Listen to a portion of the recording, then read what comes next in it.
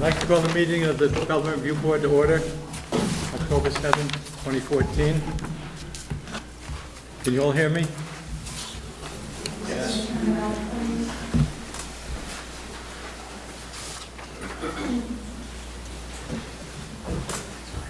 Is that any better? Yeah. Okay, Dan. Okay, I'll try to see.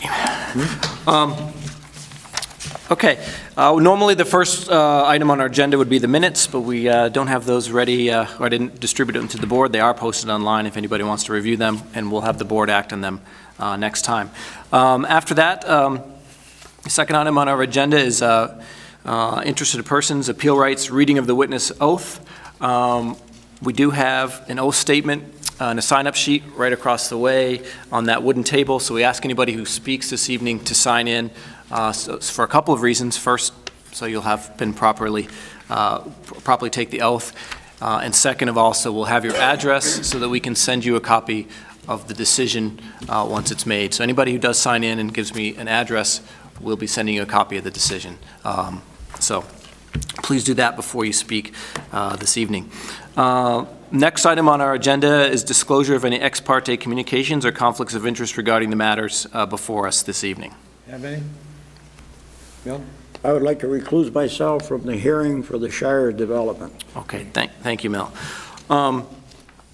The first hearing on our agenda this evening is Cable Holding Company Exchange, LLC, at 204 Main Street and 107 McKinley Street.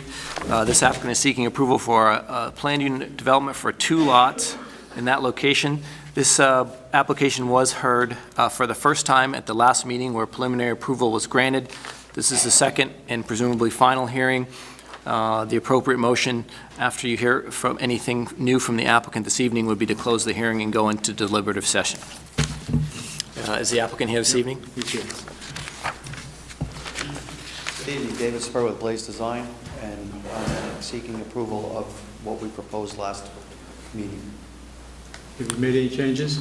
No, I have not. No changes. Any questions from the board? Will we close?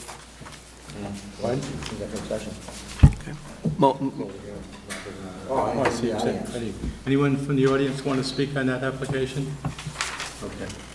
All right. No, I'm kidding. I'm going to close the hearing and go into executive session. Okay. I'll second. Okay. All in favor? Okay. Thank you very much. You're all set, thank you. Thank you, sir. Okay.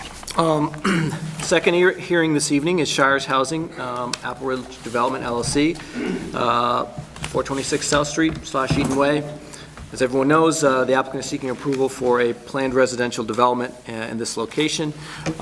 Just want to go over a couple of procedural issues for folks. We did discuss this last time, but want to make sure everybody's aware. There will be at least 2 hearings, a hearing this evening and October 21st. If additional information is required by the board, or if we haven't had a chance to hear from everyone, we'll certainly have additional hearings. Our hope is that everything can be taken care of in 2 hearings, so the board can then meet in deliberative session and issue a written decision. Let's see. We are going to try to have an order to the proceedings this evening. We're going to ask the applicant, as usual, to make a presentation. Then we're going to ask, as requested, for the citizens group. Mrs. McKenna is going to lead that discussion to come up. Then we would ask anybody from the condo association, the Apple Ridge Condo Association, either whether they have a representative or individually to speak. Then we'd ask anybody in the general neighborhood, the abutters in particular, but anyone in nearby location to the property to speak, and then everyone else. We're going to try to get everybody a chance to speak this evening. We ask, if there's time left, we'll allow people to speak twice, but we are going to try to limit everyone to at least once tonight, and then if we have time at the end of the meeting, they can certainly come back up, but there will also be a second hearing for folks if they feel like they forgot something and would like to speak to the matters before us. Does anybody have any, before we get started, does anybody have any questions regarding procedure this evening? Anything about how we're going to run the meeting, or how the decision will be issued, or how many hearings we'll have, that sort of thing?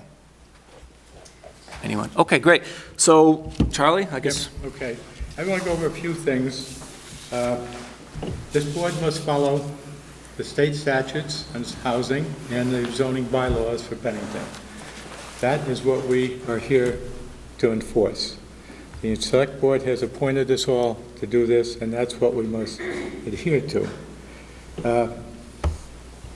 Once a topic is mentioned, although I don't think it'll be a problem tonight, because I think Jeannie's got it pretty well under hand, but once a topic is discussed, I would like you not to bring it up again. If you want to come up and say, I like what Ralph said, that's fine, but I don't want to go through the whole thing again, because I want to get through as many people to speak this evening as we can.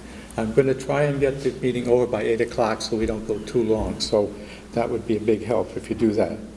Anyone that submitted any written information at the last two meetings, we can no longer use. If you submitted it, you must submit it again.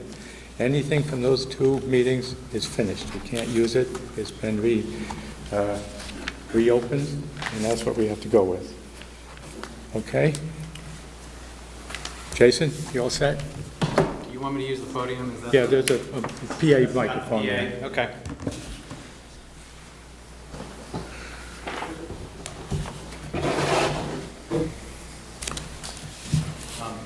My name is Jason Dolmich. I'm with MSK Engineering, representing for Shires Housing, Housing Vermont, and Apple Ridge Development, LLC. With me tonight, John Broderick, Executive Director of Shires Housing, and Matt Moore with Housing Vermont, who are co-general partners proposing the proposed housing development. I'll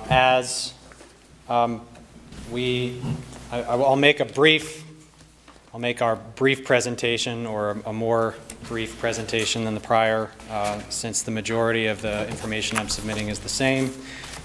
We are proposing to amend the existing Apple Ridge development for the remaining undeveloped portion of the parcel, which was to include a total of 43 units in total. That's including the existing 15 units that are there. And that we're proposing an additional 8-unit, 6-unit, and 5 duplexes proposed in the remaining developable area. We are increasing parking density from what was 1.53 to 1.76,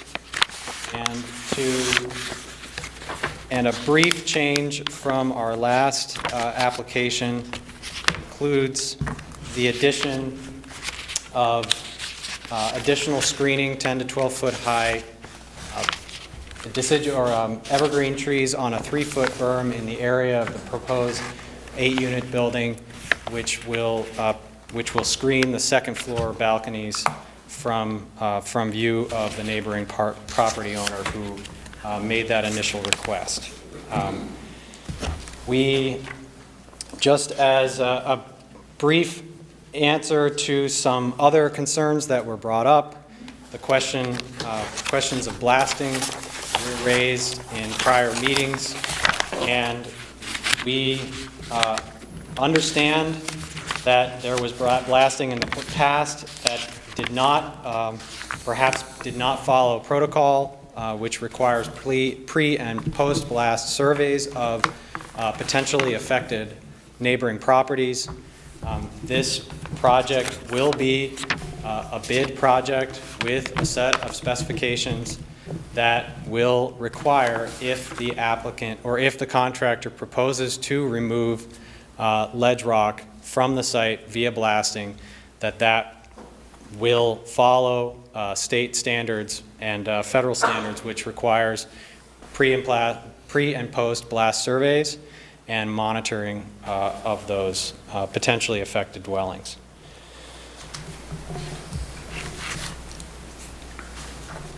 In addition, there was a question raised about the width of Silver Street, and that perhaps that width of Silver Street was not adequate.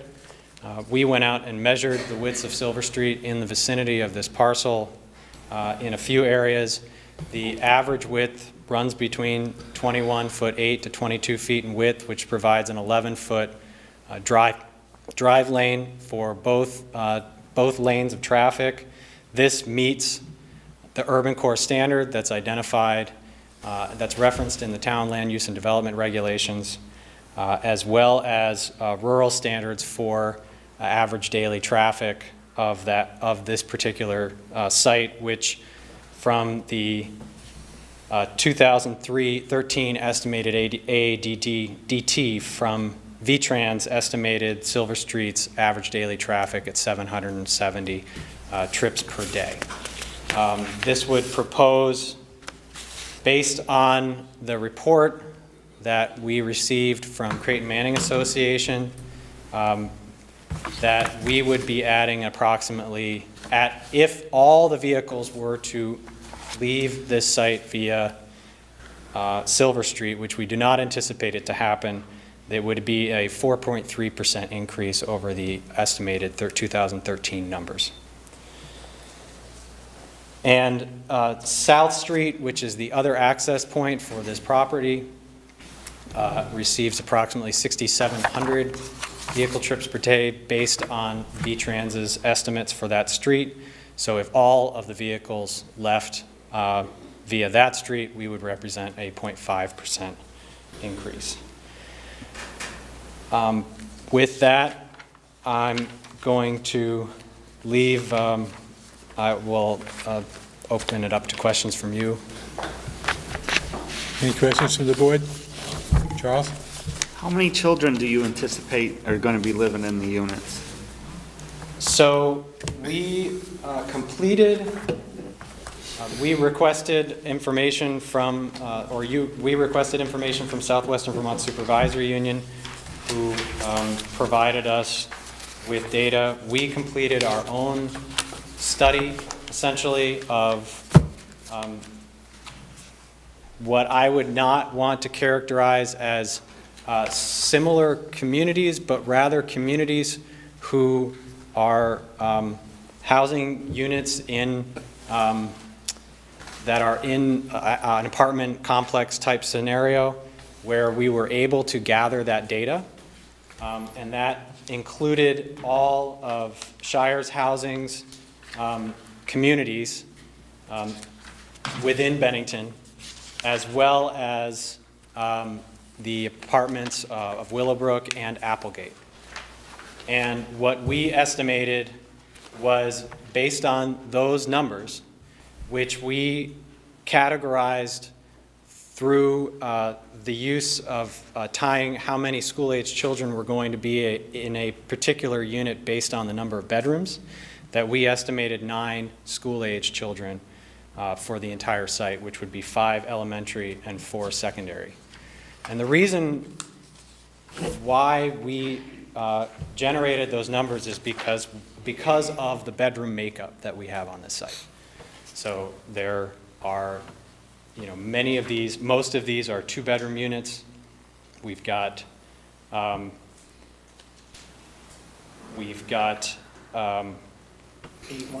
8 one-bedroom units, 14 twos. 14 two-bedroom units, 2 threes. and 2 3-bedroom units.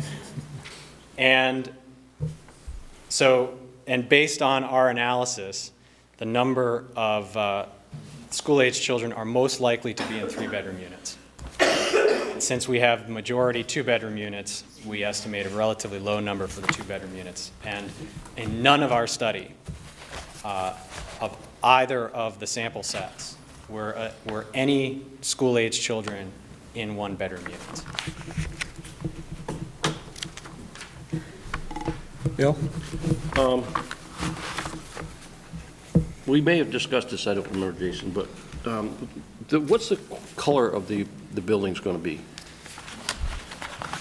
So we've provided essentially proposed conceptual renderings showing that we're going to have multiple colors and that they would not be overly loud and that they would be in keeping with the general area. So this is one option. We haven't necessarily specified exactly which color it is because the owner has opted to want to hold that for construction or prior to construction. but that we would be proposing varied colors on the buildings to essentially help with the massing of the buildings, which are also aided through the use of front porches and the massing of windows and the like. There was core samples taken, right? Drilling for the blast for the ledge? Yes. Could we see a copy of that? Could the board see a copy of that? The geotechnical report? Yeah. Yeah. There was some question about during construction, the traffic's going to be flowing in off South Street. What about any damage that's done to the infrastructure at that point? The existing Roadways. infrastructure, either in South Street or on Apple, within the community? Yeah. Those would have to be corrected.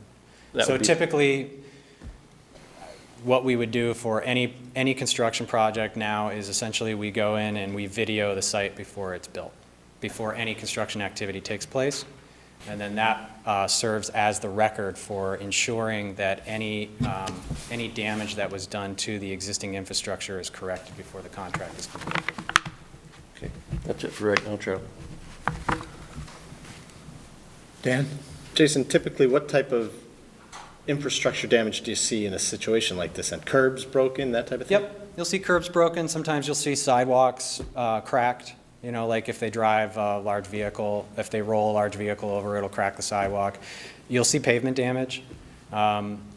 Sometimes, people, if they drive an excavator on in a flatbed, and as long as they get that excavator on, or if it's, if it's got steel tracks, then the steel tracks can sometimes, depending on the temperature of the pavement, Sure. they can impact that pavement. So all of those things, if you divot the pavement in any way, then that would have to be corrected. And the contractor normally knows this, and if they're a good site contractor, they're going to avoid it at all possible because they know they have to repair it.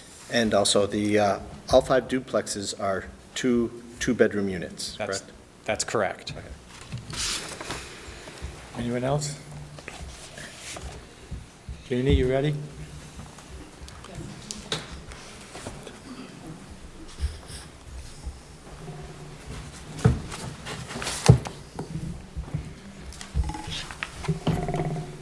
Mr. Chairman, before we begin our evidence tonight, I would like to discuss the letter sent to the DRB from the Vermont Legal Aid. In the letter, Vermont Legal Aid states, quote, "I write to urge you to permit Shires Housing to build 24 apartments." Jeannie, Yeah, just state your name, please. okay, I'm sorry, Jean McKenna. Thanks, Gene. Got a lot on my mind tonight. All right. So it says, "I write to urge you to permit Shires Housing to build 24 apartments as proposed on the residential land between Silver and South Streets. My understanding is that this is a permitted use of the site. Given the discriminatory statements that have made in opposition to the proposed apartments, I believe it would be a mistake for the town to deny Shires Housing a permit to develop the site as proposed." The letter goes on to say, "Some of the public comments that have been submitted to the Select Board are discriminatory under federal and Vermont civil rights laws. We are concerned that some of the board members may have a bias based on this letter and feel they must approve the project regardless of compliance with the town regulations. We are here tonight to present our case in opposition to the project based on facts in Bennington land and use regulations. The board's decision should be based on what is presented to you here tonight and not on unknown statements that are alleged to have been made by unidentified people at a previous select board meeting. We have been advised that the DRB voting against the project is not in violation of the equal protection law, and that voting against the project would not be discriminatory. The fact that the town has substantial amount of subsidized housing already shows that the town does not discriminate. I urge the board to dismiss the letter and base your decision on evidence presented here tonight." So I'm going to pass in a minute over the microphone to Mary. She's going to ask us questions. We have people answering based on specific subjects. We will have 1 or 2 or 3 people on each one. Each one touches upon something different. We've tried to keep it very short because we want to get home too. And then we ask, during it, there may be questions that people have. We will read the questions at the end. We present them to the board so they could be answered either at the next meeting. Okay. And Anybody who is speaks there needs- someplace, Mary, Signed in. is there someplace that Mary could be to ask questions, or do you want us just? I think if you both stand at the platform, at the podium, that'd be great. That way everybody can hear. It's not the best acoustics in here otherwise. Mary, if the board cannot answer the questions because we're not sure, we can, in deliberative session, we can write them up and have the applicant answer them at the next meeting. Actually, Mr. Kopp, we will be providing you with a list of questions tonight that we hope you will be able to answer at the next meeting, but we'll get to that, so thank you. Good evening. My name is Mary Morrissey. I'm a taxpayer and a voter and also a lifelong resident of Bennington. I'm here tonight to help to provide some information and some concerns to this board. So good evening. We appreciate the opportunity to present several topics of concern related to the proposed Shires project through this hearing. To start, and for the public record, I am submitting this board a petition that contains over 1,000 signatures of Bennington taxpayers, voters, or both who are opposed to the proposed Shires project. And I'll provide that with you at the end with the questions.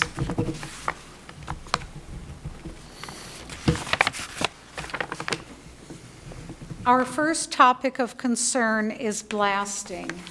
And the first witness for blasting is Judith Fellows Miller.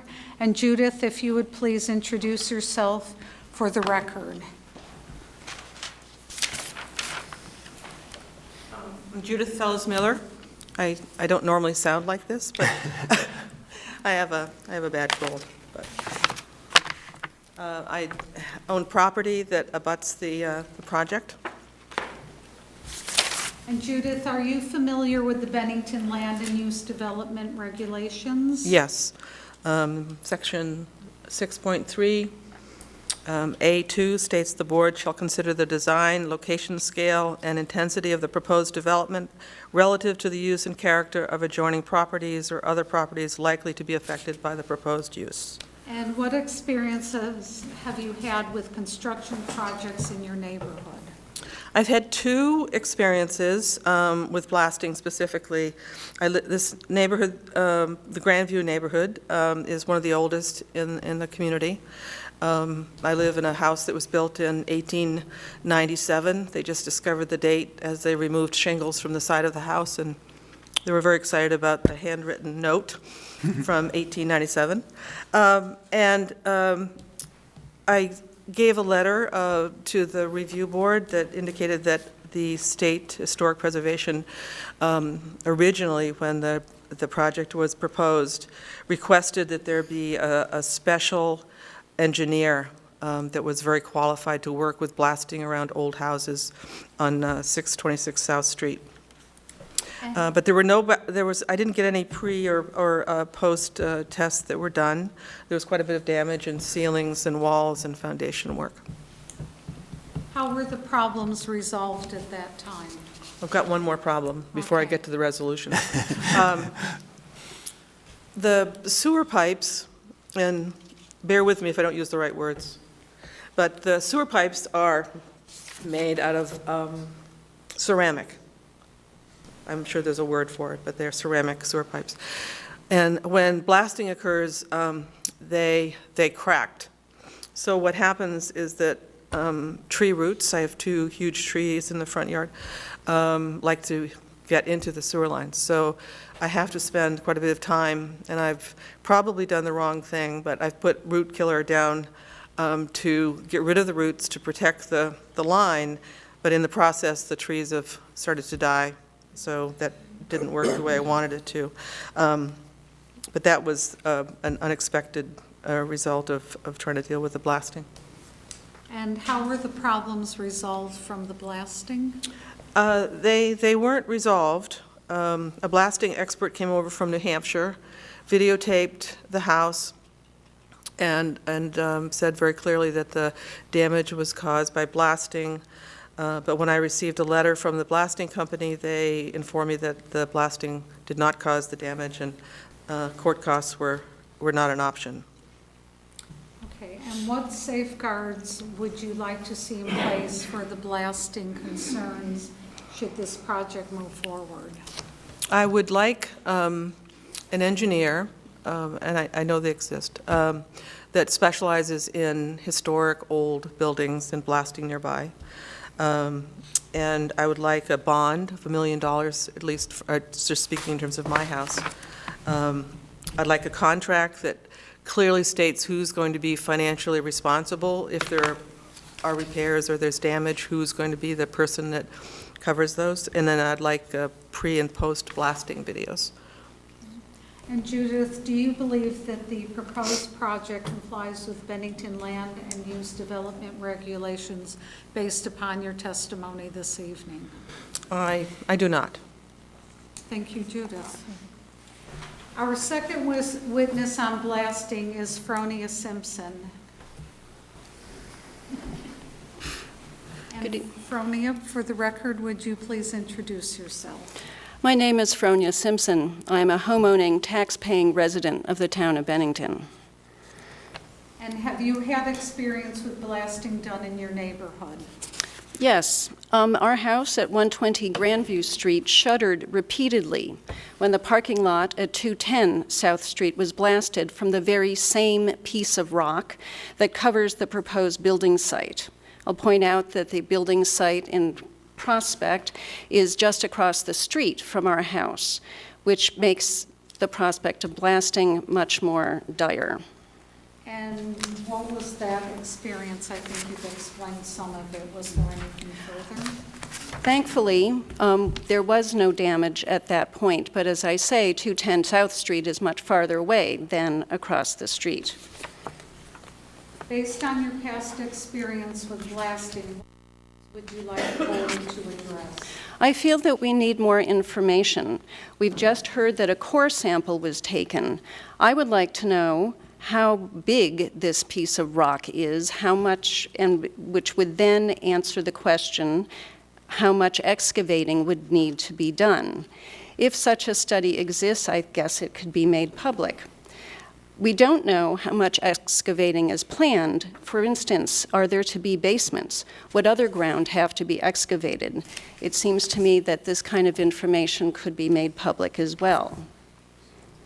Also, how would the excavating be done? The word blasting has been used, but also on July 15th at a meeting of this board, the word hammering was brought up as an alternative to blasting. But I don't know what hammering is, and I think it would be nice to know. And do you have questions about the expertise of the people working on the project? Well, Judith covered some of these questions. An expert in removing rock from an area of historic houses, I think, would be essential. The houses in this neighborhood, as you all know, but I will repeat, is an old historic one.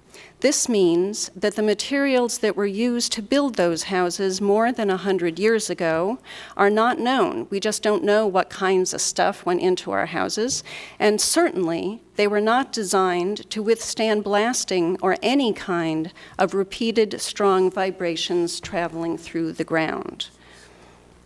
And what could Shires Housing do to ease your concerns? Judith has mentioned that a financial deal could be proposed that would repair damage should any occur to houses. Judith's house, however, is an abutting house. There are many houses that could be affected by this project that are not abutting houses. So I would like to know how far the safety net that Shires Housing could provide would go. Would it, in fact, apply to the houses on the other side of Grandview Street, on the other side of Silver Street. Abutters are one thing. There are more houses here than abutters. And Fronia, do you believe that the proposed project complies with Bennington land and use development regulations based upon your testimony? I do not. I think that proposing a project that could damage historic houses is ill-advised. Thank you. Thank you. And our last witness on blasting is Dave Frederickson.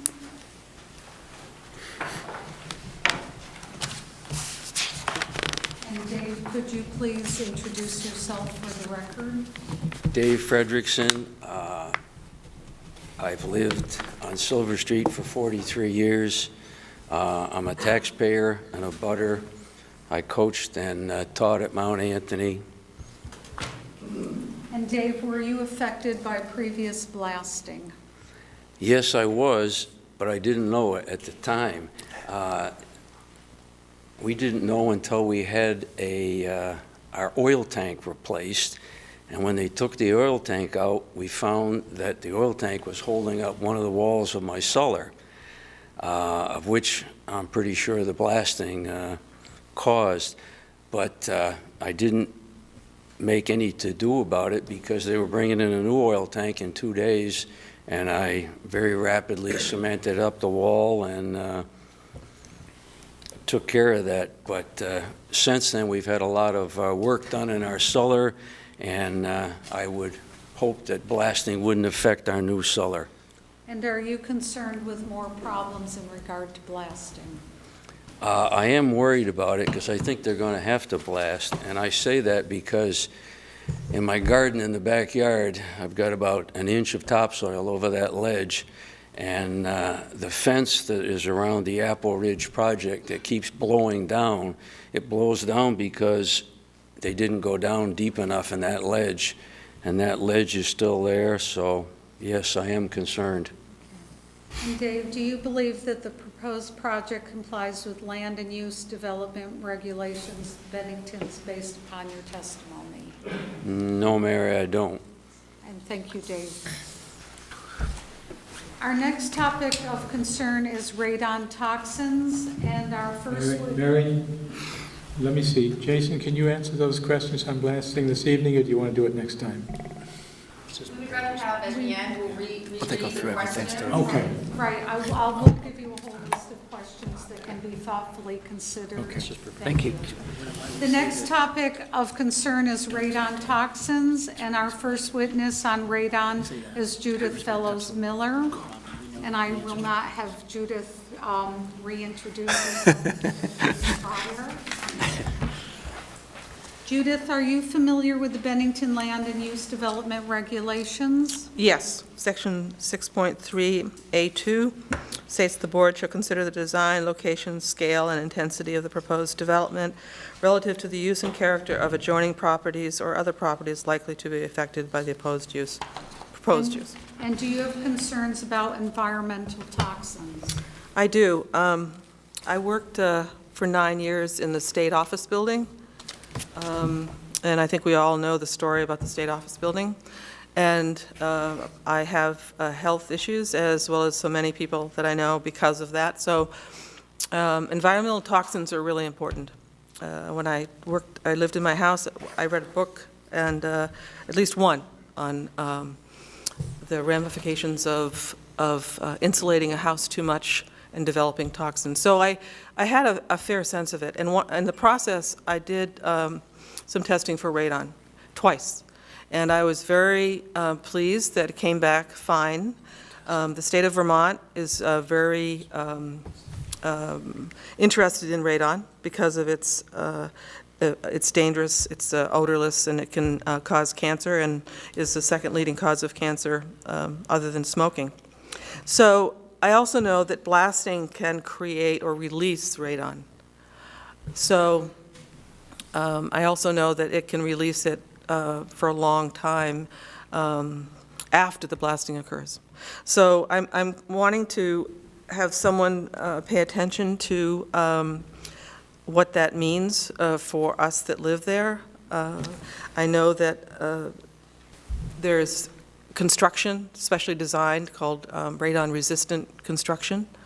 But those of us that live in old houses, that radon-resistant construction doesn't apply. So if you live in a house that has stone foundation and dirt floors, I still have a root cellar, dirt floors, you're even more susceptible to radon. So it is a concern. And do you know if there is radon in the proposed development area? I've heard that there are radon devices in basements, but I haven't seen them. Yeah. And do you believe that if the project goes forward, that the developer should use radon-resistant construction? I think so. I mean, I don't think in this day and age that with that much ledge, there can be any question that radon is a concern. Judith, do you believe that the proposed project complies with Bennington's land and use development regulations based upon your testimony? I do not. Thank you, Judith. And our second witness for radon is Vic Manalini. Manali. Sorry, Vic. And Vic, would you please introduce yourself for the record? Certainly. Vic Milani, my wife and I own a unit at 4 Eden Way. And are you familiar with radon? Yes, I am, ma'am. And are there any radon detectors in the condos? Yes, there are. In fact, in the unit that we purchased, there is actually a radon mitigation system. At the time of the purchase, we were advised that the site area is an area that exceeds the normal level of radon that is acceptable, and therefore there is a radon mitigation system in our unit. I can't speak for other units, but I know there's one in ours. What is being done to mediate the radon? There is it's a suction-type fan that runs continuously into a pipe that allows the radon to be sucked into the pipe and mitigated and emitted. And do you have concerns about more blasting? Absolutely. I've certainly done some research on radon, and as our previous speaker stated, there's no question that when you fracture ledge, you're going to cause more radon to be brought to the surface. I'm extremely concerned, since we're already in an area that we have in excess of what is considered a tolerable amount of radon, evidenced by the fact that we have radon mitigation systems. And the research that I was made aware of also indicated that this radon emission, once rocks are fractured by blasting, can continue for a long period of time, even after the blasting ceases. I can't tell you exactly how long, but all the research indicates that it will increase the radon amounts that are emitted, and it will continue for periods of time after the blasting in an area that already has radon levels that are not considered normal. And Vic, do you believe that the proposed project complies with Bennington's land and use development regulations based upon your testimony? No, I do not. Thank you, Vic. Just a couple of other comments, if I can. I would like to see a couple of things should this project go forward. Certainly, we would want construction that certainly considers the amount of radon that will be emitted into the atmosphere. And again, as previous speakers stated, we have a radon mitigation system, but many of the surrounding neighbors and abutters do not. So that might necessitate the actual construction to include the installation of those types of devices, should it go forward. In addition to that, we heard a lot about property damage, and that's certainly a concern of all of us. But I think the health and welfare of the residents that abut that property as neighbors is my concern. And I know this board, like any elected official or any appointed official, the primary responsibility of you as individuals is to ensure the health and safety of the residents in the vicinity of that project. So Gentlemen, I hope you'll take that and do some research on that, as I did, and find that, again, these radar levels, I don't believe will be tolerable and acceptable to let this project go forward. Thank you, Vic. The next topic of concern is character of neighborhood. And our first witness for the character of neighborhood is Dave Frederickson.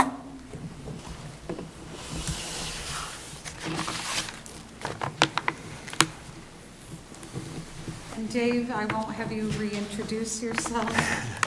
Dave, are you familiar with the Bennington Land and Use Development Regulations? Yes, Section 6.3, Section 2 states, "The board shall consider the design, location, scale, and intensity of the proposed development." And yes, I've been studying that quite a bit lately. As an abutter, are you concerned about the potential number of residents in the proposed project? Yes, I believe the increase in density will adversely affect the neighborhood. According to the Vermont Housing Data Directory of Affordable Rental Housings, there are 548 units of subsidized affordable rentals in the town of Bennington. 103 of those units are within the tight radius of the proposed 24 units of Shires housing. This includes Shires, Brookside, and Silver Street apartments. This does not include the privately owned rental properties, which would bring the number of rental units in this compact area to 141. Add to this 2 condominium developments within the same radius for a combined additional 54 units. When do you decide the area is dense enough? The Monument View apartment complex is to be comprised of 8 one-bedroom, 14 two-bedroom, 2 three-bedroom apartments. By figures of 2, 4, and 6 people per unit respectively, that's a total of 84 people living on the 3 acres of land. 3 comparable acres of privately owned property on Silver Street presently has 18 residents. So yes, I think this proposed project would affect the character of the neighborhood. And Dave, do you have concerns about the lighting of the proposed development? Yes, I do. And Mary, I can't find my lighting ones. So let's skip to someone else on that one. I'm sorry. And do you feel the parking at the proposed project in the neighborhood has a negative impact? Yes, that one I'm ready for. The previous developer, their site plan showed trees and shrubs between parking spaces to make it resemble the surrounding neighborhood. The proposed plans on this one has one very large lot, parking lot, which resembles a big box store. I think they've got 29 or 30 parking spaces there, and then you've got the one stacked parking, which means one behind the other.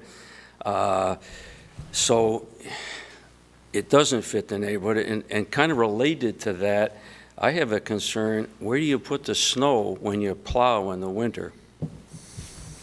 And do you feel that the proposed project has significant green space for the families living there? No, and this is kind of close to my heart as a former physical education teacher. With the amount of housing, roads, parking, and hilly terrain, there's hardly any usable green space. The previous project had a 40 by 80 foot play area, and if you realize that it's 90 feet between the bases and a baseball field, you know 40 by 80, those kids aren't going to be playing baseball. If you look up there, you can see where it says open area. This deal here is where that play area was. Now, if you look around that, it's still at 40 by 80, and you see all the dotted lines. That means that's hills. And hills are great for sliding, but other than that, you can't play on it. And then there's another little flat spot, but that's where the water drainage goes. And the Apple Ridge people tell me that that's that's quite wet and swampy. So in addition to that, there are no parks or playgrounds or open spaces near the proposed site. The only other option would be to play in the parking lots or on private property. With obesity being a national problem, not having adequate play space is obviously a serious flaw. In addition to this, that lack of green space is such a problem. I think that's one of the reasons that Apple Ridge didn't sell a lot of condos. Young couples, which appears to be their target group, find that a negative, not having green space.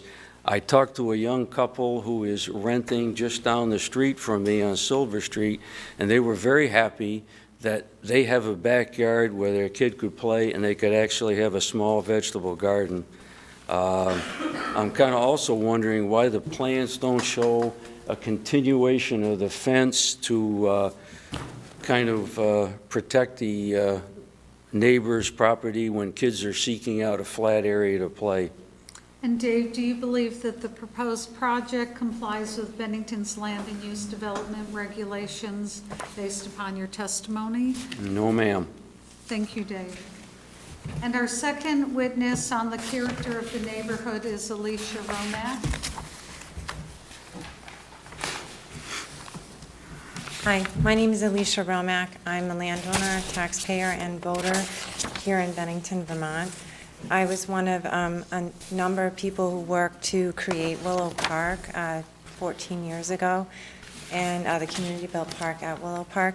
And one of the reasons why I did that was because at the time our children were small.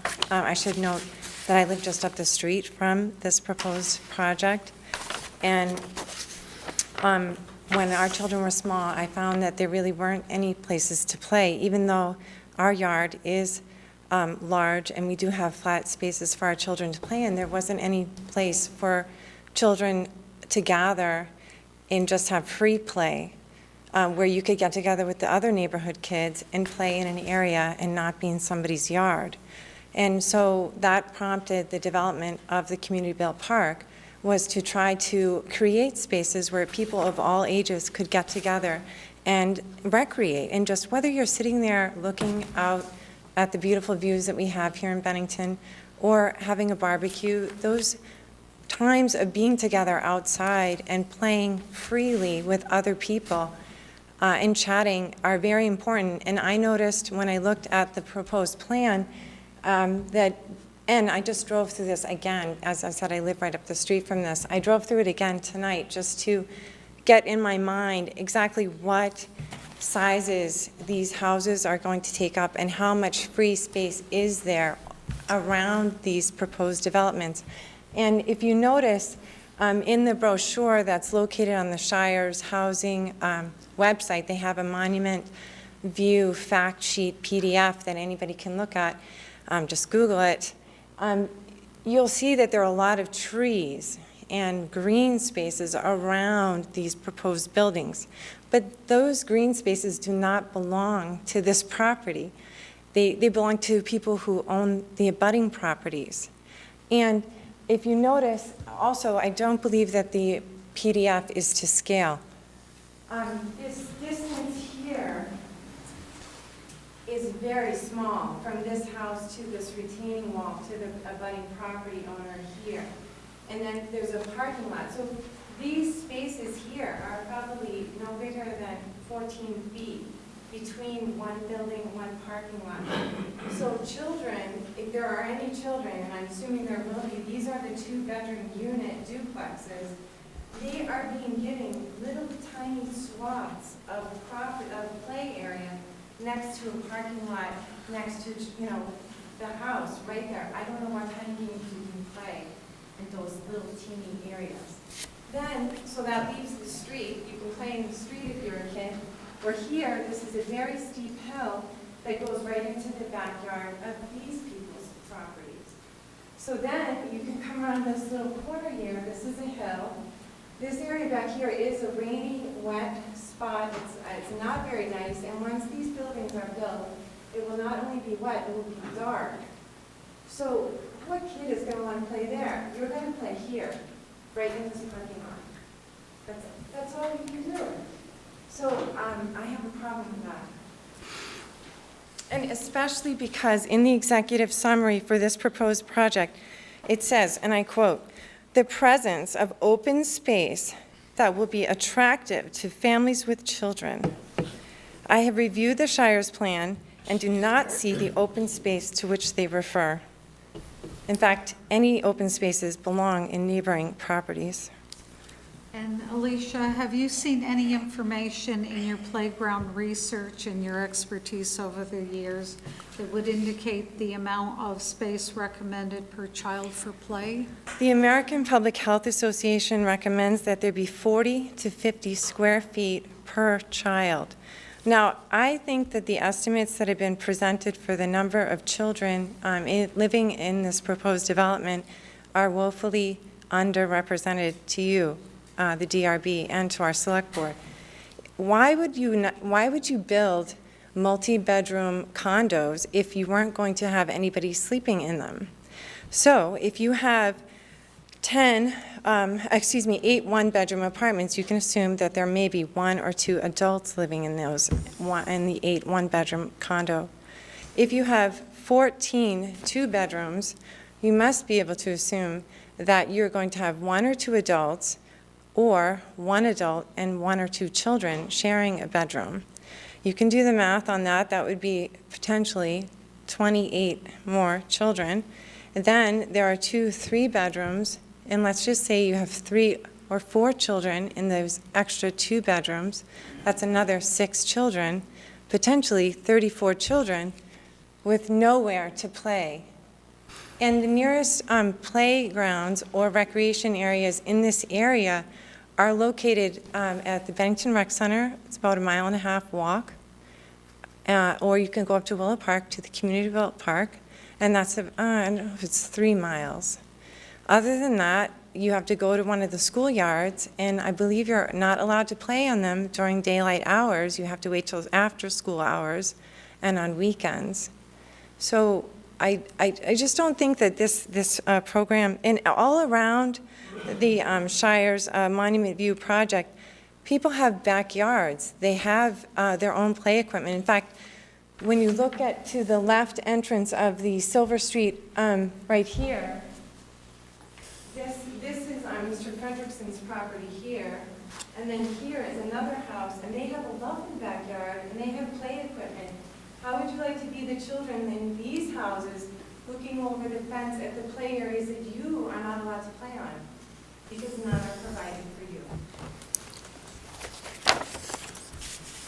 And Alicia, my final question, do you believe that the proposed project complies with Bennington's land and use development regulation based upon your testimony this evening? I do not. Thank you, Alicia. Our third witness of the change in the neighborhood is Kathy Hoisington.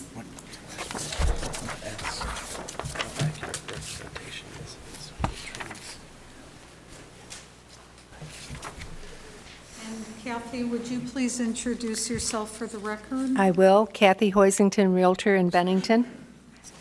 And Kathy, as a realtor, can you explain how you introduce potential clients to this area? I've been on Main Street, just below Silver Street, since 1968. I've never started a tour with any buyer without taking a right on Silver Street and explaining the history of our town from the time we rolled the post office down the hill and took claim to Bennington being down in the valley with the industrial development. And then I go on to talk about the beautiful historic homes as we climb the hill. And then I talk about the houses on Crescent Boulevard and Pine Circle, developed by the Hawks family, as a matter of fact, back in the 1950s. And the concentric circle of urban development as it reaches out, going as far as South Shire out on Monument Avenue. It's a very fascinating history. It's part of our very essence that we retain this neighborhood. And this neighborhood is fragile.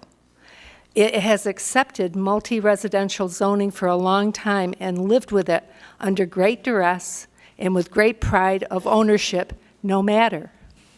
One day, 4 weeks ago, I took the turn up Silver Street, and I was blocked by 3 police cars one going south and two going north, as they loaded a couple of young men into one of the police cars. That was a little difficult to explain to the people that I was showing that part of town to.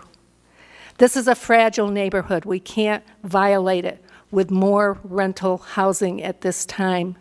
The project that was started there, we had a visitor come to see us who's been following this, who came to Bennington in 1975, and she said, you know, your town is based on the cultural and historic values that it has. That's our calling card. And we can't afford to change the downtown district and its housing any further at this time. And she went up and looked at this site, and she was dismayed at what she saw. She couldn't believe that our town left the Applejack development unattended with that open sore wound without any action over the past several years. So what can the neighbors expect now? This project doesn't integrate with the current housing that's on the premises. Housing is about continuity and harmony with each other. Those buildings are not in harmony with the neighborhood, and they're not in harmony with the existing homes that are there. If you at DRB want to improve that neighborhood and have to abide by the laws, then look at developments that talk about home ownership and complement what's already there and that will integrate better than this. And Kathy, can you tell us about the recent conversation and possibly comments of the person that came through the area? Yeah, I just did. One of the final things that she did say, and I wrote them down, so give me just a moment, and I thought it was well said. So far, what has happened to date with the Hawks Woods site is tragic. The town of Bennington needs to keep its eye on this primary asset with its historic and aesthetic beauty. Aesthetics are important to value. They really matter. This is not the project that will implement or further that for the town. Kathy, in the letter, was there any recommendation that she had for that site in her comments? Well, it was an altruistic point, and I don't expect this to happen, but she would love to see it all as a garden and playground for the entire neighborhood. That's beyond probably all of our means, and I understand that, but in a pure altruistic sense, wouldn't that be lovely?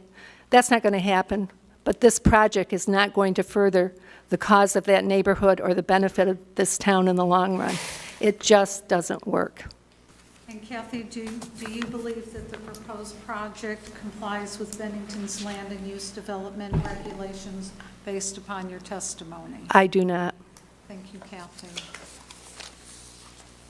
Our next topic is the concern of the traffic impact. And our first witness on traffic impact is Fronia Simpson, and I will not verbally introduce her. And Fronia, are you familiar with Bennington's land and use development regulations? Yes. Section 6.3, Section 3 states the board shall consider the projected impact of traffic resulting from the proposed development. And are you familiar with the traffic on Silver Street? I am. I live on Grandview Street, and I walk to do errands. I'm one of the few people I see walking, but I do walk to do errands, and I generally walk up and down Silver Street instead of South Street. Cars drive up and down Silver Street, we're told 770 trips a day. Far faster, it seems to me, than the posted speed limit of 30 miles an hour. But those cars that drive up and down Silver Street have to do a little dance from time to time as they have to make room for each other to pass on the very narrow Silver Street. And has Shires Housing addressed the potential problems of the traffic concerns? In the brochure that Alicia talked about on the website and that Shires Housing has given out at other meetings, Shires Housing cites a traffic study that says, quote, the additional traffic would be minimal. I'm not aware of the VTrans estimates from 2013, but the traffic study that is cited in the brochure was done 8 years ago, which means any data used to arrive at its conclusions are outdated. More to the point, I think, are the people who live there, and anyone else in this whole town who use those streets, who know how busy they already are. Folks use the streets, Grandview and Silver Street, to avoid the traffic light in the center of town, and Grandview Street is a major thoroughfare to and from Pownell. There is a constant stream of trucks from 7 to 8, and then again from 3 to 4. We've heard that Silver Street is particularly narrow. We should not forget that people have friends who come to visit. I'm wondering about, we've heard about the parking spaces on the plan, but what happens, where do the people who come to visit park their cars? One doesn't like to think of them having to park on Silver Street, making that even more narrow than it already is. And Fronia, do you have other concerns about traffic? Well, my comments up to this point have been about people's cars and trucks. A development of this scale would have commercial traffic, such as garbage trucks, snowplows, delivery trucks, and oil or gas trucks. These are large, heavy trucks. Getting in and out of there is the truck driver's concern. My concern as a resident of the neighborhood, and speaking for everyone in a radius of several hundred feet, is the noise that trucks make. That many more residences would require many more trucks, and that would then generate much more noise, and so the prospect of that is an unpleasant living situation for all of us.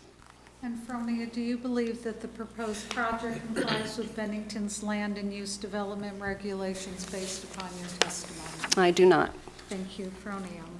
Our second witness on traffic is Dan Amadon.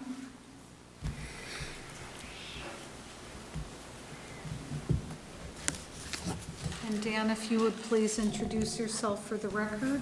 Dan Amadon. I live at 320 Silver Street, right directly across from the development. And Dan, how long have you lived on Silver Street? Most of my 55 years.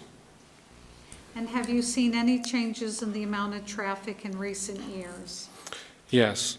You know, it used to be light traffic, people that generally live there. As the years have passed by, I've seen an increased, traffic flow. The motorists, I often see motorists speeding by, going right past my house, taking a right on Prospect Street and reconnecting with Route 7 South. I suspect it's a shortcut for those people. And especially during the fall foliage, it's especially busy with locals avoiding the congestion of Main Street. And Dan, do you think that the proposed project will impact the safety of people driving on Silver Street? Yes, I do. Everybody knows that it's a narrow street. In the winter, we can't park on it because it's too dangerous for the snowplows to navigate through it safely. And in addition to that, the slope of the street is deceptive.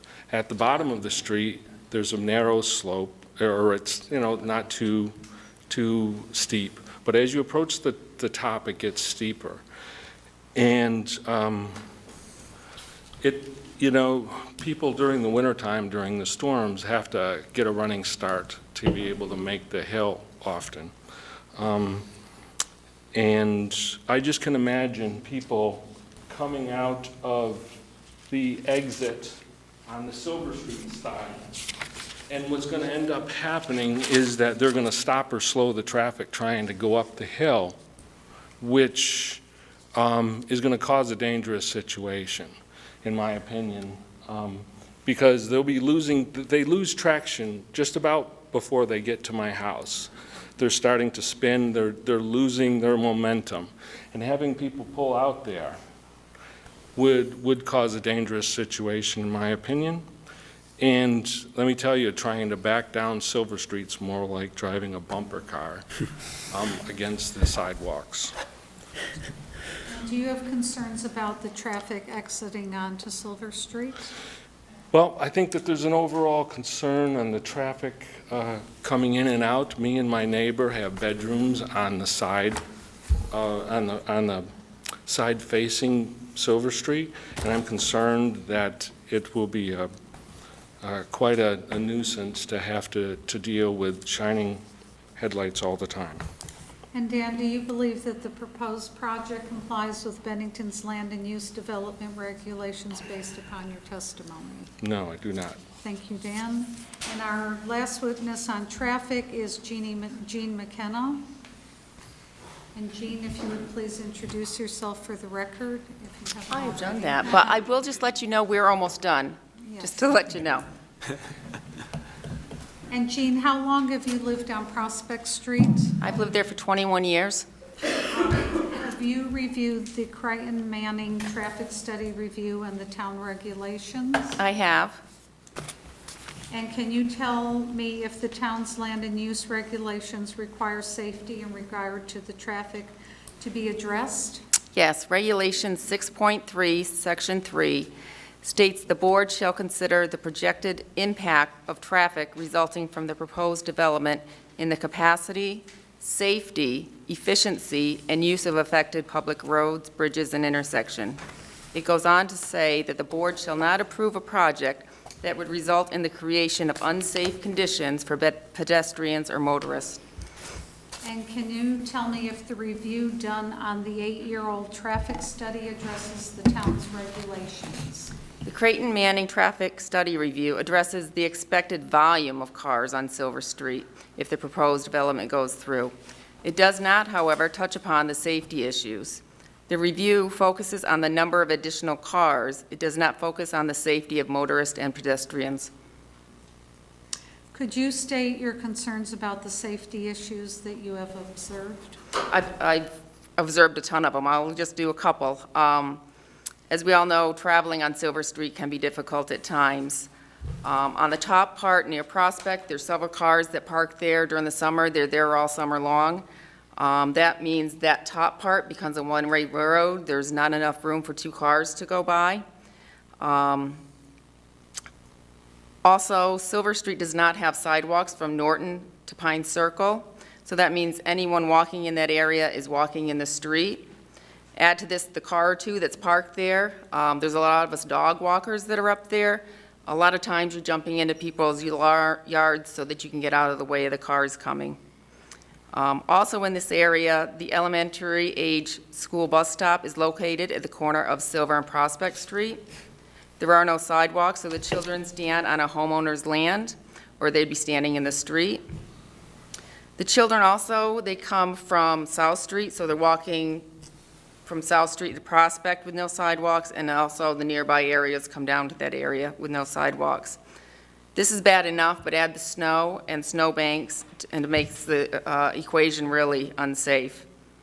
You also have the cars that do not stop at the intersection. A lot of people think the stop signs are, there half the time, and half the time they're not. Don't forget the cars that race up and down the street. Adding more cars to the mix will make a bad situation worse. And Jean, what is your concern if the project is approved?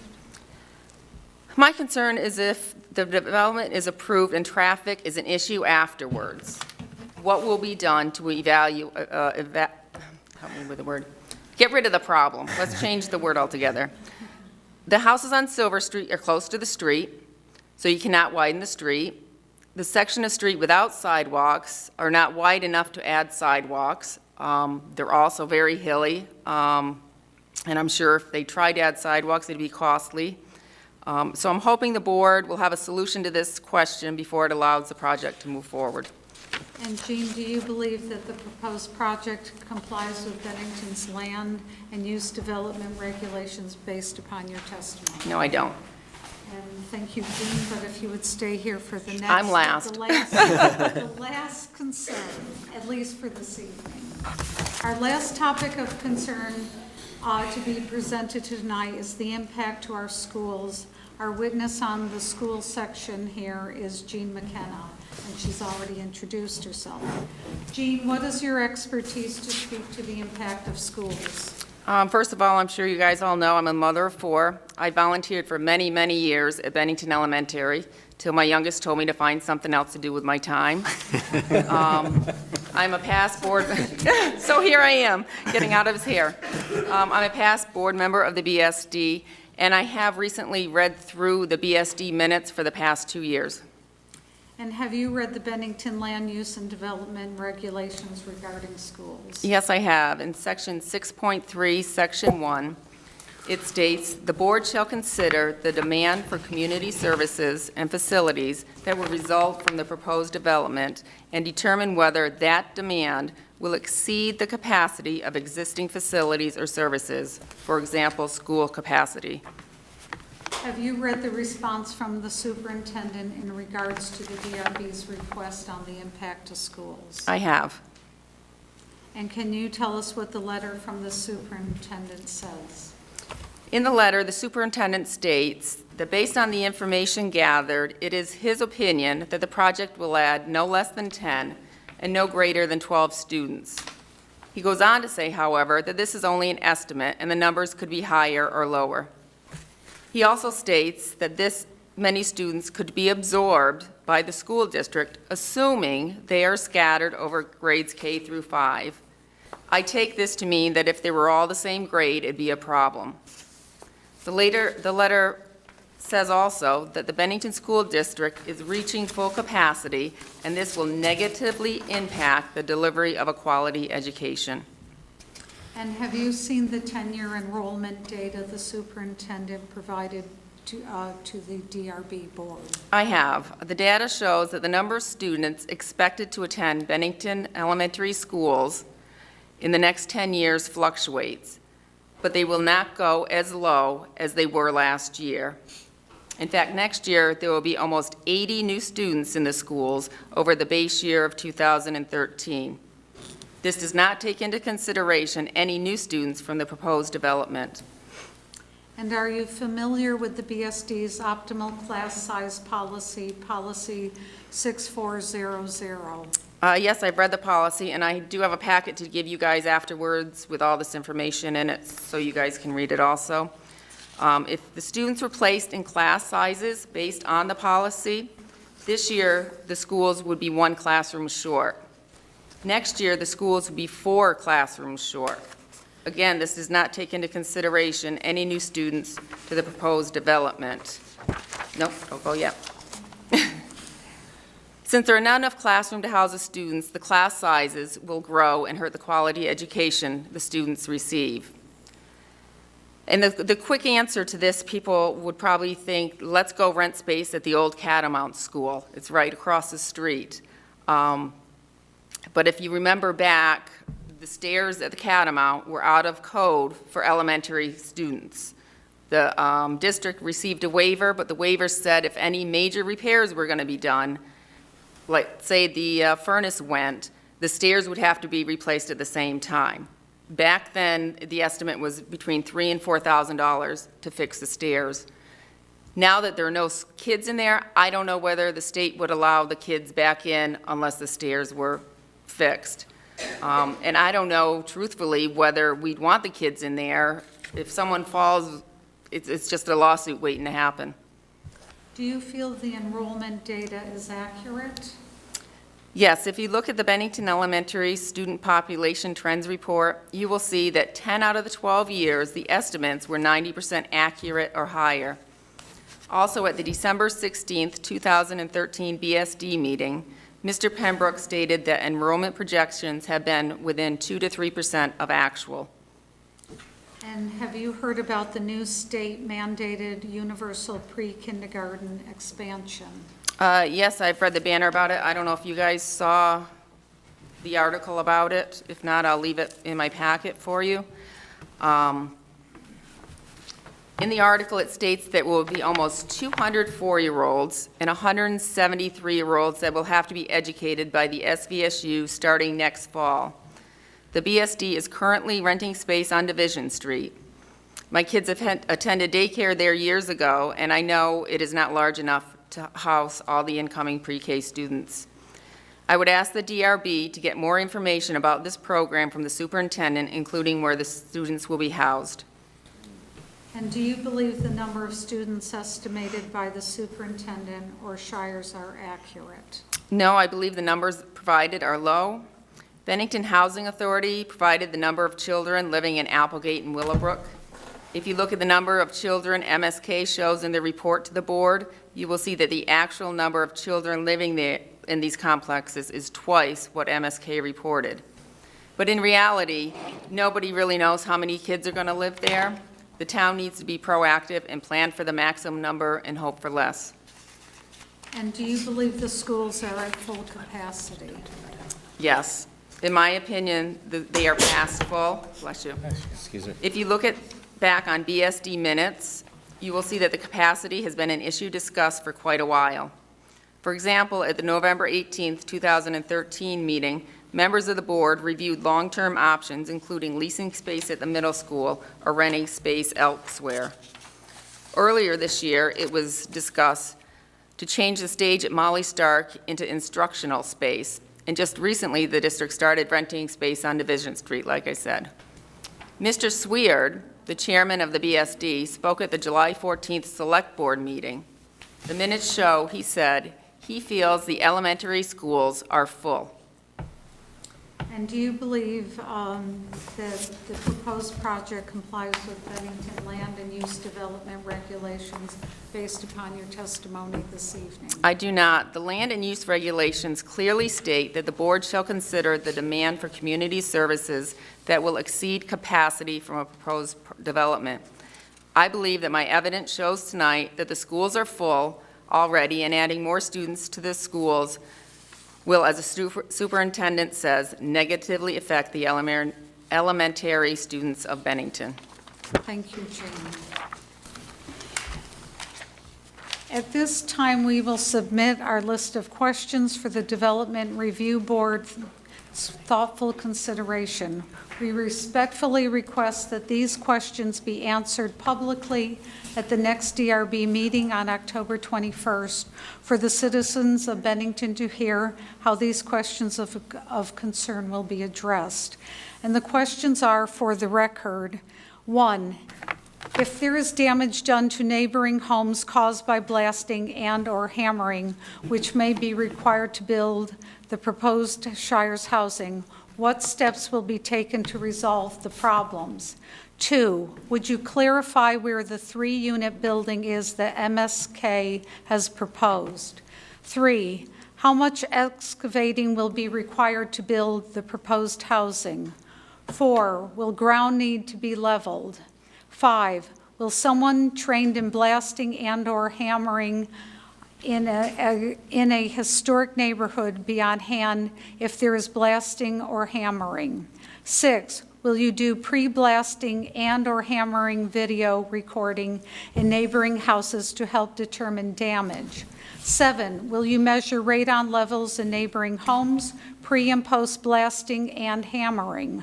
8, how will the DRB or Shires Housing handle potential radon problems? 9, if changes in radon levels in homes increase to an unacceptable level as a result of hammering and/or blasting, is Shires Housing willing to install certified radon mitigation systems? 10, will trees that are on site remain? 11, how mature will new trees be when planted, and will they be shade trees or merely ornamental? 12, the parking lot has limited space. Where will snow be plowed in the winter? 13, what criteria were used to determine that more cars would not result in more traffic? 14, has Shires Housing received an easement from the Apple Ridge Condominium Association for traffic to travel on Eden Way to exit the development on South Street? 15, when the condo association is turned over to the owners in 16 months, on January 1st, 2016, can the owners deny access to South Street? 16, what are your solutions, including cost estimates, to mitigate traffic and safety issues that might arise from the proposed development? 17, how will you remedy additional vehicular and pedestrian traffic should it become more problematic than anticipated and unsafe for local residents? 18, when the recent issue of adding pre-kindergarten students to our already overcrowded elementary schools, what is the plan for housing the additional pre-K students within our system? 19, will the existing fence be extended and maintained and actually held up somehow because it's not in the ground? 20, will lighting be such that it does not impact neighbors? And 21, the last question, how do you plan on addressing the issue of lack of green space? I thank you for your time and consideration. I will give you the over 1,000 signatures of taxpayers and voters, or both, that have signed a petition against this project, as well as the questions that we respectfully ask to be answered. Thank you, Aaron. Thank you.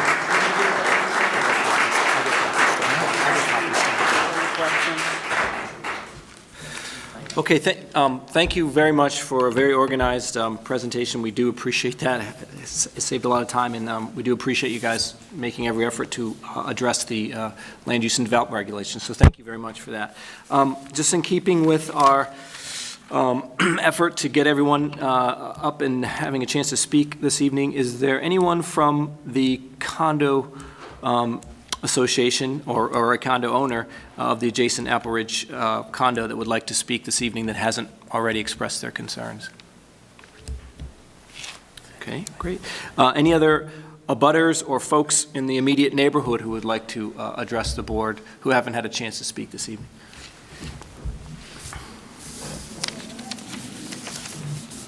Have you signed in? Did you sign in? It's over the table. Right on the table behind you, I'm sorry.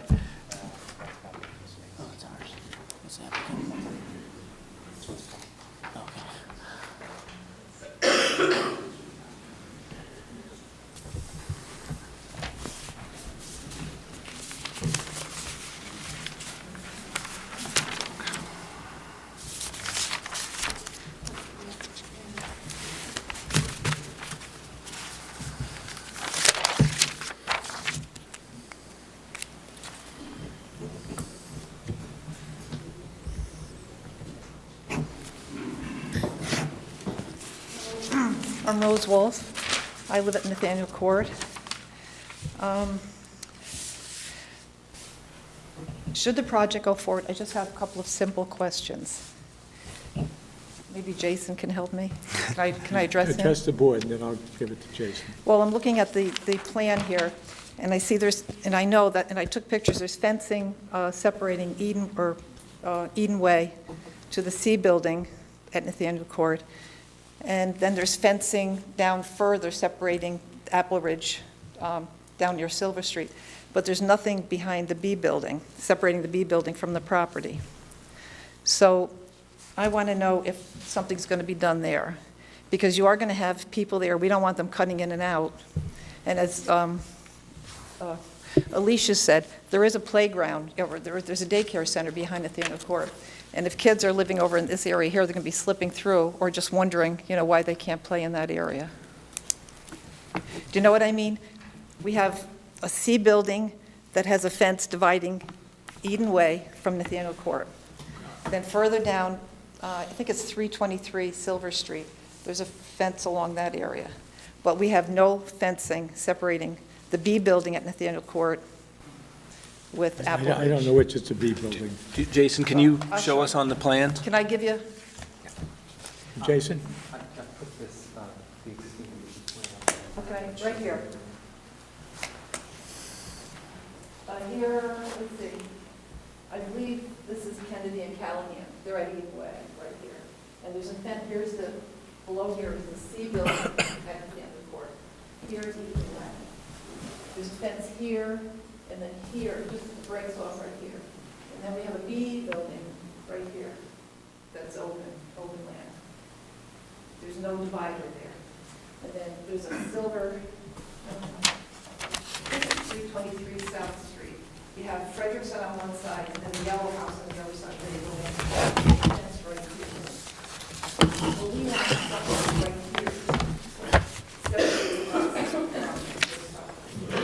here. Is that your property right there? Nathaniel Court.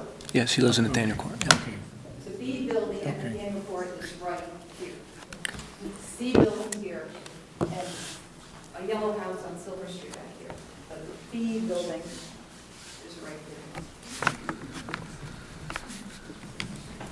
I'll give you a picture. Want to see it?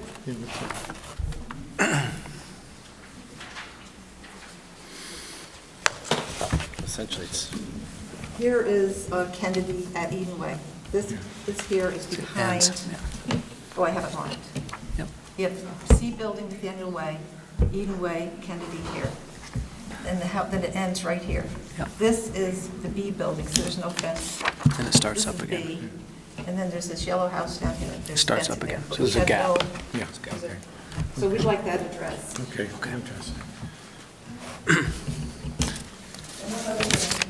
As Fronia and Judith said, we're concerned about the blasting too. So if something, keep us in mind, if anything should happen, especially the B building is closer to the project than the other buildings. Okay, great. Thank you. Thank you. Thank you very much.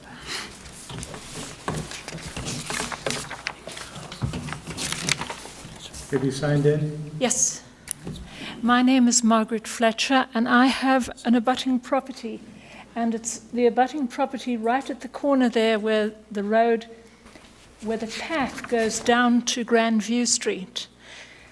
I endorse everything that's been said already. I think they did a great job, and they've voiced many of the concerns that all of us are involved with. My concerns are very specific to my property, and that is that there's a fence along there. And when the 250 Act people came down here to speak to us originally, I think the man's name was Mr. Foster. He said to Jack Appleman there was to be money put aside to maintain that area. That area has never been maintained. Part of my fence fell down. I wrote to them, I asked them, I phoned them. They put exactly the same piece up, and it fell down again within weeks after it fell down. And then I noticed while I've been away that they have put a path, a new path through the center of that area with a very steep gradient going from the hill down to the road. And people are still using the other path. And the mess in there of people's garbage and everything else needs to be seen to be believed. And that really needs to be tidied up, and there needs to be some provision made so that that does not continue to happen. Please. Thank you. Thank you. Thank you. Alicia? I'm sorry to come back a second time, but I had two other points that I didn't bring up. One, in the brochure for the monument view, it did note that the condo sizes are small, that the actual size of the condo units are small, and that is directly related to lack of green space. So if you don't have any green space to play outside, and you're going to be put into very small condominiums, where are you supposed to spend your time as a family, to have small kids, or anybody to be in a small condo and then not have any space inside, and then again, no space outside? And the other thing that I noticed was there are no spaces for picnic tables, bicycle racks, or any storage racks for bikes, for kids, or for adults that want to bicycle. And then I didn't even bring up pets, dogs, cats, etc., and where those, family animals are going to be able to be exercised. Thank you. Anyone else like to speak? Have you signed in? Yes. Okay. My name is Don Miller. I'm not a member of any of the groups you mentioned. I don't work for the developer.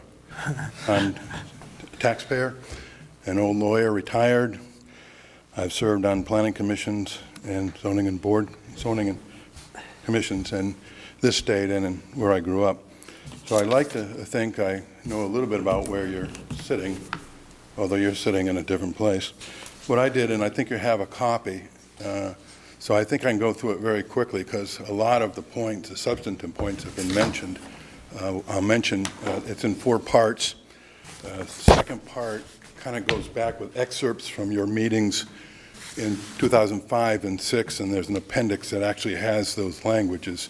So I'm going to skip over that. That just reminds us that some of these issues have been raised before, which is why I understand some neighbors being concerned.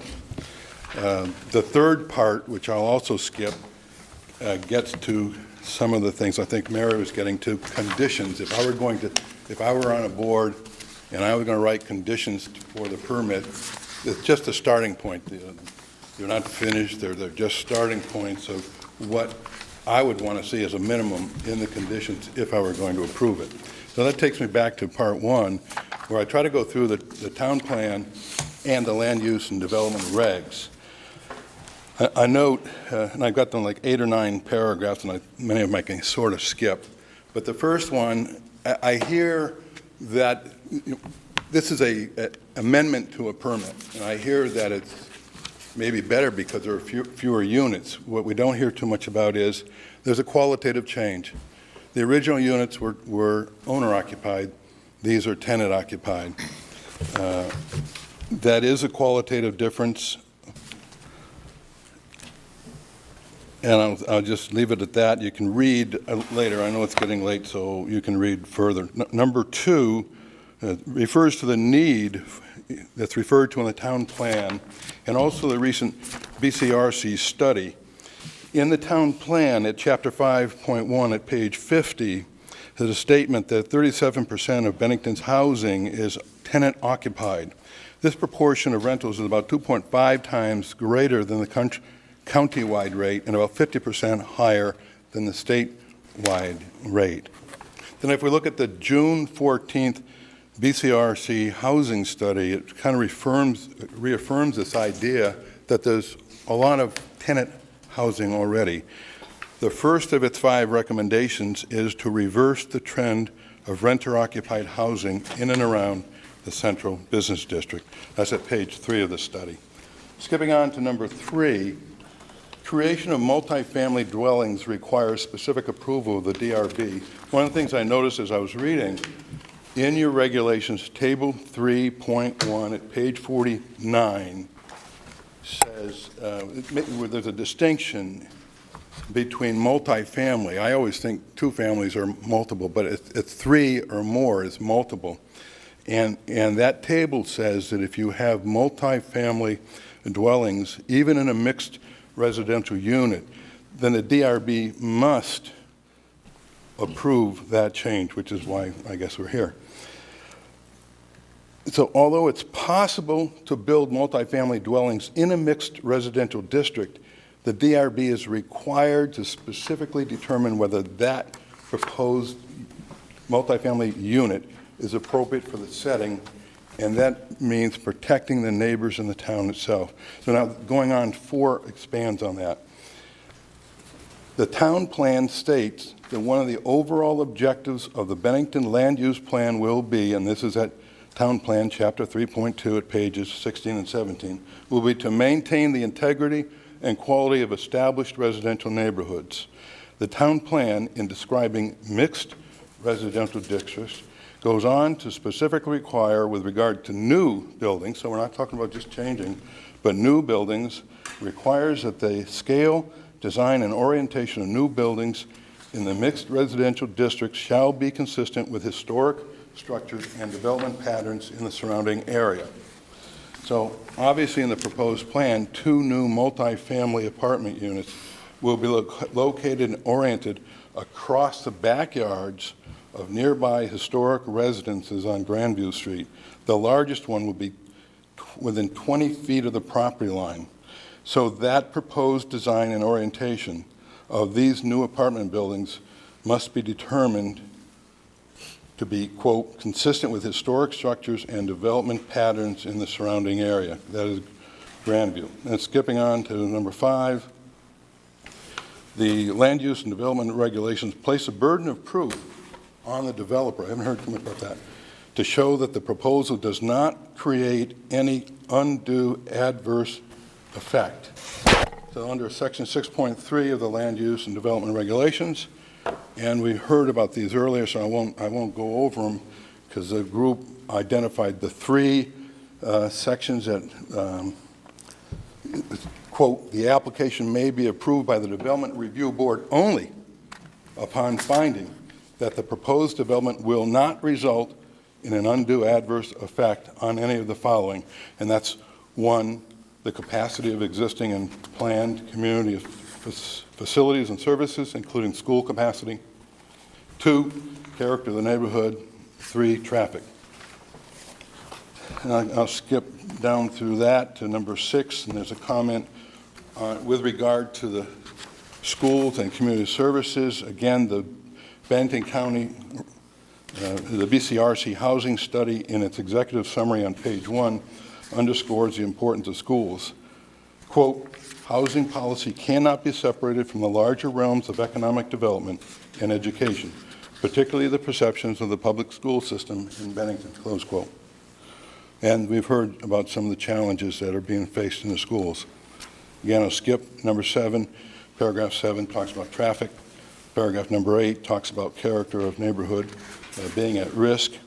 And here again, I'll just skip down, say that the regs cited above, that's at section 6.3A2, say that the proposal shall not, quote, shall not be approved unless the adverse impacts can be avoided or mitigated through changes to the location, design, scale, operation, composition, that may be a typo, or intensity of the proposed development or use. And you shall consider testimony. Then there's a paragraph on blasting, B on the next page. Even inside the urban core, building and site design must be compatible with, quote, adjoining structures and uses, and, quote, nearby historic structures. Again, I'll leave the detail. It's been commented on, I think. Under Section C, playground, one of my pet peeves are authors who can't get east and west, north and south straight. I flubbed. On the first line, that playground is in the north and east, not the south. So I flubbed my own standards. And comments have already been made on the playground. And then cutting trees, I think I can flip down through most of the rest of that. You've heard it. Then under C, which is section 6.3B7, there's a lot of language about the kind of landscaping, the kind of trees, the kind of screening, and I'll skip over that for your reading later. I just have to conclude, and maybe this is more rhetorical, that I have to wonder how this development fits. One comment I see on the earlier screen, you had up there, Jason, I see that a change from the earlier plan was there are 4 trees added on the section closest to the Grandview property on the north side. My thought would be I would like to see the trees go across that whole line, screening, because that's not the only house that would have views. And I do like the idea that they're evergreen, because deciduous trees lose their leaves. And a lot of times, and you look at your regs, they refer to deciduous trees. There are some references to evergreen, but I would strongly recommend evergreen. I think that you need the 12-month protection. That's it. You have the package. Thank you. Thank you very much.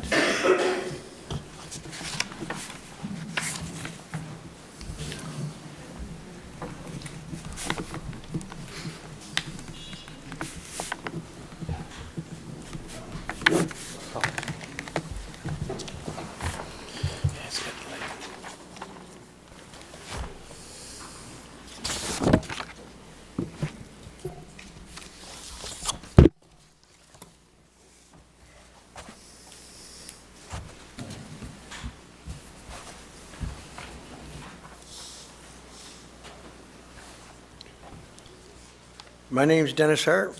I've been through the whole process with the select board and the DRB. I don't not live near where the Shires is going to be built, but I have a couple concerns. When we talked about students going to the school, I don't know how it got reversed to if the school system can absorb them. Every school system has to absorb them. The question was, how much money is the taxpayer going to have to put up to cover the cost of the students? Well, I got 12 students. I think there's more than 12. And at $14,000 per student, it's $168,000 per year. And Shires is paying $25,000 to $30,000 in taxes. So that leaves $143,000 that the town's going to have to pick up for school taxes, plus maybe an addition. And the other thing is, I don't know who does the surveys. If you people do the surveys, you leave it back to Shires. But when they bring up 16 cars in a project of this magnitude, doesn't anybody have any questions up there? You just pass it. There's 28 units. There's one car per unit to start with. There's already 16 cars in the place. I drove through it 5, 6 times, 10 times. Who does this? Dan, you should know better than that. I mean, We take evidence from the applicant and from folks in the audience. And 16 cars, ridiculous. we hear your evidence, and it'll all be considered. I mean, but if we didn't come here and ask you, you would just let it pass through. That's the point of the hearing. That's true. That's true. You already did one. That's the point of the That's the point of having a hearing, is that the evidence is vetted. Okay, I just would like to know who does the surveys. I know when we bring papers to you people, it seems like they do the surveys. So of course they're going to do the surveys to better themselves. Anybody would, I would. We have to take evidence. The board cannot testify, and the board cannot do its own evidence. It has to be You don't taken. have questions. I've never heard a question about the surveys. Not one on anything. But That's why we have just- hearings. I've been watching. I've been watching for months, and that's just my opinion. But I think there should be a lot more questions, a lot more research, a lot more everything before this project goes on. And that's only $143,000 for this project. 2 years ago, they did another one on Roaring Branch. There's another $150,000. We can't School consider other, taxes. I we know. can't consider other projects. It's I just know this project. this, I know this, but now you're talking $300,000 in school taxes that these people have to pay for. It's a very complex I spending. mean, something's got to happen. The town is a receiving town, so it's not, those numbers aren't exactly accurate, but we understand your point. They're pretty close. Thank you. I think we're going to close the hearing this evening. We'll be back in 2 weeks. The board's going to close and go into a deliberative session, and we'll go over all these things that were mentioned this evening. And Dan will possibly have an answer for you. We may have, like we did last time, a memorandum that we send out in between the hearings that may contain questions for the applicant, that sort of thing. At the very least, obviously, we would expect the applicant to respond if they'd like to all these questions. So we would probably start, I don't want to speak for Charlie, but we probably would start the hearing off with the applicant attempting to address concerns that were raised here this evening. Any other questions on procedure before we close the hearing? Okay. Jason? I actually just have a few questions of some of the comments that the neighbors brought up. If I Can may, you come up to the microphone? if I may just ask them of the neighbors, is that possible for this part of the process? I don't want to go too long, so. They're very simple. Dave Frederickson, you mentioned. Jason, you want to address the board? Dave Frederickson mentioned addressing additional fencing, and I'm wondering if we can get a clarification of where that would be. Of where he's requesting that. Where is the fencing? I'm sorry, what's the question? Well, you asked for fencing. Where do you want the fencing, Dave? Can I answer that at the next meeting? Sure. Yes, Yeah. yes. Thank you. 2 weeks.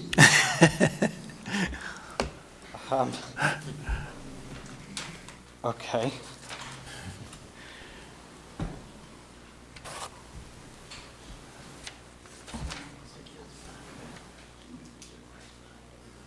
Oh, I had one other, I apologize.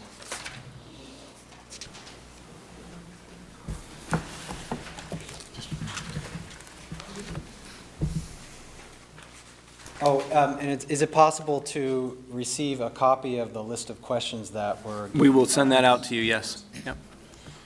In general, we just appreciate all the public's detailed comments and concern, and we're looking forward to providing additional feedback on those questions.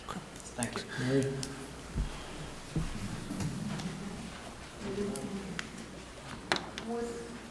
Would it be possible to have the questions, if the developer has questions for the group, to be able to submit them in writing to us?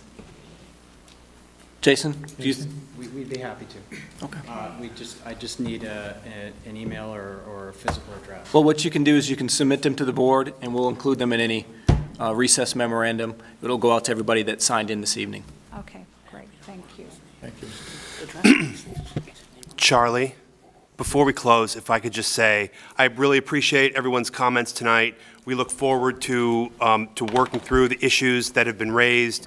We especially look forward to working with the condominium association to work out the things that we need to. And I just want to say we share the concerns about blasting and plan to, respond fully, but to do it in a professional way, the way that we've done other developments in the past. I'd like to thank everyone for this meeting. It was very well organized, a lot better than the last two, I'll say that. That was chaos. So we're going to adjourn, and we'll see you in 2 weeks. I move to go to the deliberative session. Yes. I move. Oh, yeah. Yes. Second? Second from Bill. All in favor? Okay, and then we just need a motion to close, to adjourn the meeting. I make a motion to adjourn. Adjourn? Okay. Second, somebody second. Second, who's second? Ron? Ron second. All in favor? Bill moved, Ron seconded. So we're adjourned. Hi. Put your hand up.